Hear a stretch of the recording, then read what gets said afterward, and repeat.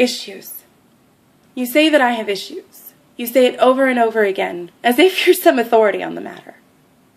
You think my emotions are nothing more than temperamental fits, so your solution is another prescription shoved down my throat. The price demanded of me for daring to speak out. But let me tell you what it does. As the tiny capsule dissolves and the toxin you call medicinal seeps into my blood.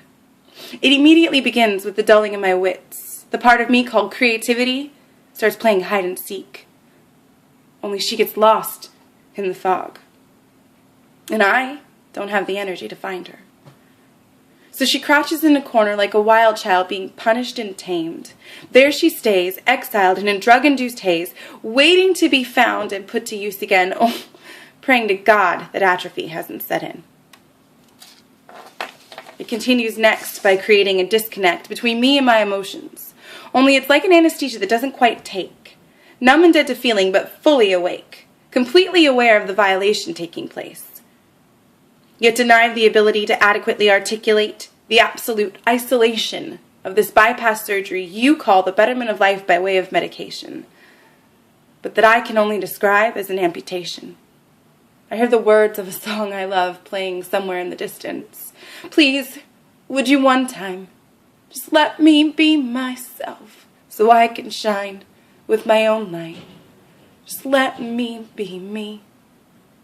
And I use it as an anthem to fuel my resistance. You say that I have issues. Ask yourself this question and imagine just for a moment what it must be like to be labeled unstable. At the first sign of intense emotion, to be told what you feel isn't real, that it's just a symptom, so take another pill and you'll be normal. Maybe if we allowed ourselves to feel more and judge less, we wouldn't be caught up in such a mess. What if we allowed people to tap into that which makes them different instead of trying so hard to mask it? What if we funneled as much study and money into the arts as we do with pharmaceuticals? Maybe, just maybe, we'd have more museums than we do hospitals.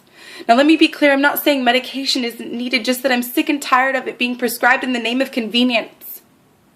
There must be another way.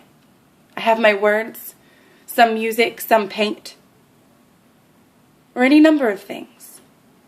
I often wonder, just where would we be if we drugged the artists of history? Would we know the eloquence of Edgar Allan Poe, Walt Whitman, and Emily Dickinson? Would we know the beautiful symphonies of Mozart and Beethoven? Would we stare for hours at the masterpieces of Van Gogh, Pollock, and Michelangelo? The list goes on and on and on. If they were on Paxil, Prozac, Xanax, or the next wonder drug we haven't even invented yet. So I will write for the sake of the words that must be heard and the ignorance that must be purged. I will write because it is how I fight through my issues. You say that I have issues.